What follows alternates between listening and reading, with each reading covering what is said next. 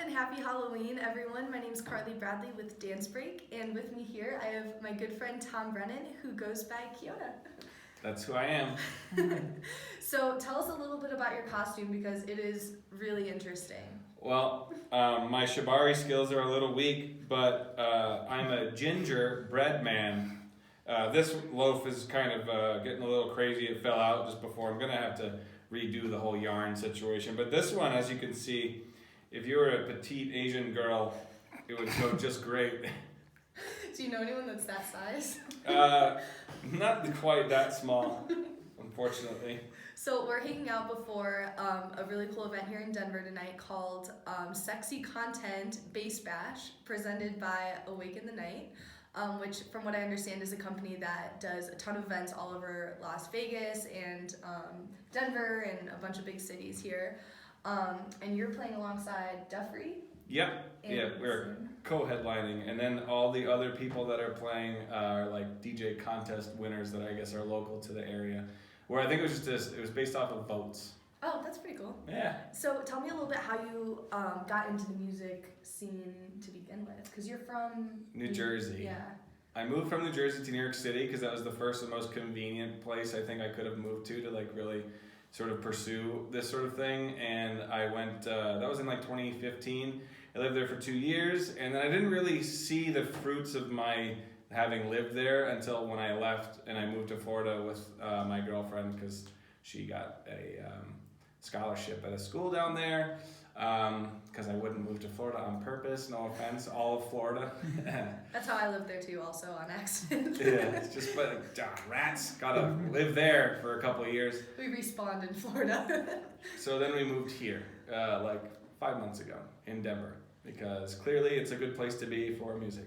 What's your favorite venue here in Denver? Because, I mean, everyone knows Denver's like one of the coolest bass scenes ever. I haven't been to that many yet besides like the Black Box, obviously, and then Your Mom's House and Cervantes. And those are all really great. I mean, I don't know, I feel like I have like a romantic, sentimental value aspect of the Black Box. Mm-hmm.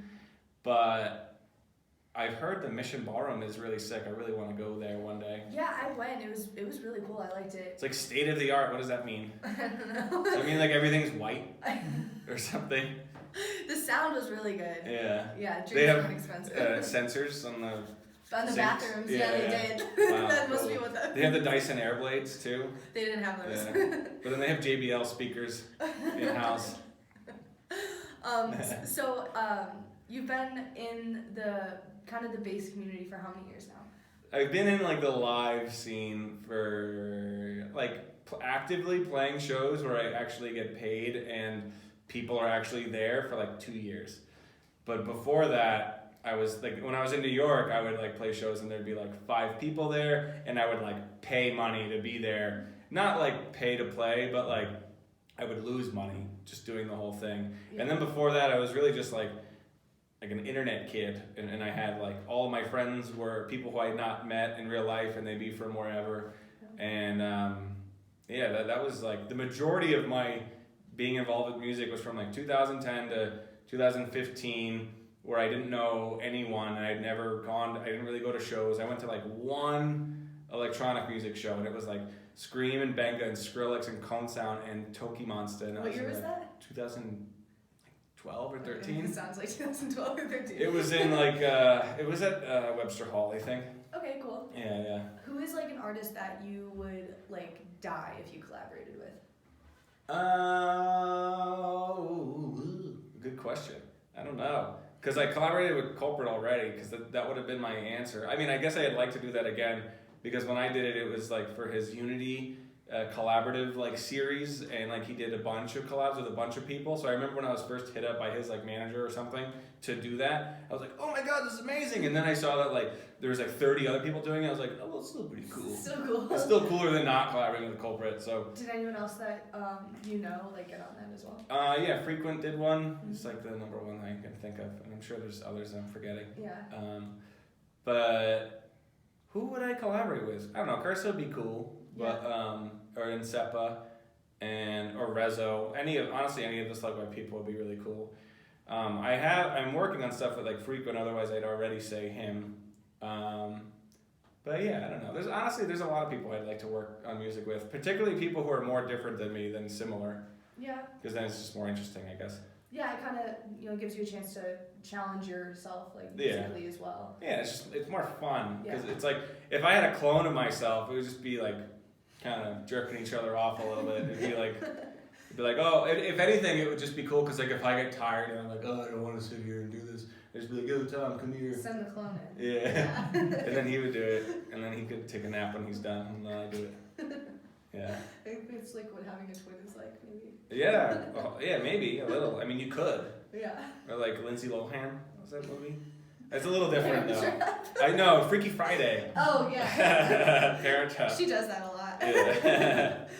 So who are some upcoming bass artists that have kind of caught your eye recently? Does anyone come to mind? Restraint. He's a really fucking nice dude. Can I curse in this? Yeah, I don't fucking care. He's a fucking great dude. And he's really humble. And if anything, I feel like he just doesn't like. He's not gonna be like, yo, check this out that I made and whatever. And I think that's the only reason he's not more well known. But like, Keota just played a couple of his tunes out, or has been playing his tunes out lately. And yeah, he's like very tippery, cursey, but I don't want to like put him in that box. He's really, really, really sick. He lives here in Denver, has a dope studio, just a really nice guy. Definitely would check him out. What was it, Restraint? Restraint, yeah, Restraint.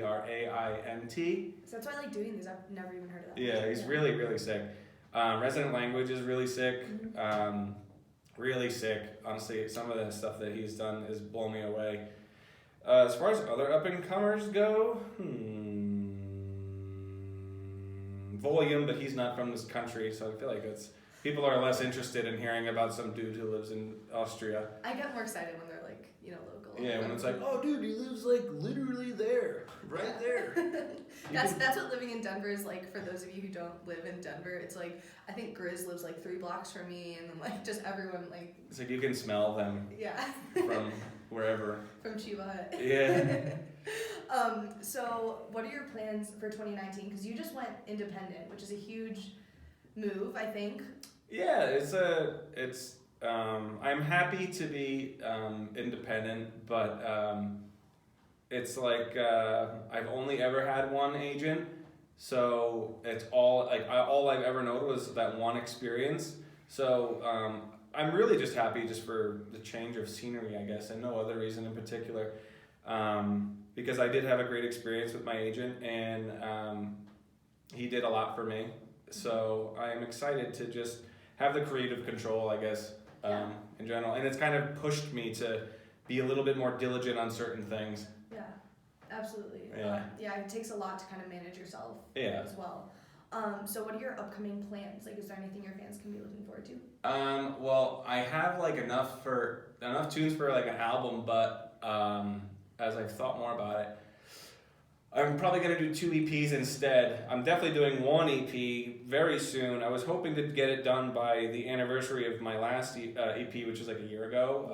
But it's probably looking like it's going to be at some point in November. Obviously, it's literally the 31st, so it's definitely going to be at least November. Unless you get it out in the next hour. Yeah, just give me a couple.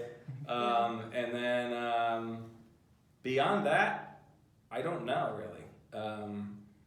There's a couple. I got a friend who's starting a label, a very well-respected, well-known producer who's starting a label, and I'm going to be releasing tunes on that, and I can't really divulge any other details. But yeah, really just working on music and finding a nice routine now that I've been settled down here in Denver and stuff. What is like a major goal? Like a festival you'd play, or something where you do it and you think, I've made it? I don't know if that'll ever happen. Like, I don't know if I'll ever be like, I made it, sick. And then I'm like, all right, time to just relax. Pack it up. Yeah, if anything, it scales for sure. Like, I get just as like cripplingly sad and just as stoked about every new thing that I do now as I did in like 2010 when my music sounded like ass. I love that though. Yeah. But yeah, exactly. The bar always just gets set higher, but it's all relative, I guess. Yeah. But I do. Yeah, I'm gonna be having merch that's not necessarily affiliated with Keota. It's gonna be the PP Gang stuff, Hey, and basically, cause like is it this? What is it? it's yeah. So you do this, Okay. but then this. So it's small PP Gang. It's how small it is. Yeah. So honestly, the only reason it hasn't happened yet is because I hadn't decided on a fanny pack design or That's fanny. what we're waiting on. Yeah. We're waiting on the fanny packs. Yeah, because I got a dad hat and I got a 5-panel hat picked out. I just don't have the fanny pack, like, because it's hard to find like a nice fanny pack, I think, than it is a hat. And you know what I've noticed is like with all these like shows and everything, it's always like one pocket only. I'm like, I don't know one thing that has one pocket. Yeah. Like most fanny packs have like 4 or 5. Your like, fanny little- pack's got a couple. Yeah, I've got a couple. yeah, she's got a couple pockets on it. Well, you gotta jot that down. Yeah. No, because see, a few friends of mine and myself have been talking about starting a label, and I also don't want to divulge any information on like too much on that anyway. But what I will say is that all of the failed label ideas, I'm just going to be putting out as like limited time merch. What do you call it? Limited run? Limited edition. No, LE. no, like it's just like be like for this month we're going to be selling this PP Gang design, and then next month it'll be Big Boys Anonymous. Yeah. Is that another label? Yeah. Failed Oh, label? idea? exactly. Yeah. Hashtag BBA. That's super underground too. Like if someone came up to you and like knew what that was, it'd be like. Yeah, kinda exactly. cool. Well, Yeah. it's because it's just like inside jokes that people can wear. Is what Yeah. I was thinking of. I like that. So let's talk about this event tonight. So there's gonna be function 1 speakers, pole dancers, costume contest winners, Yeah. DJ contests. I'm not gonna win with this. You know, I'll vote for you.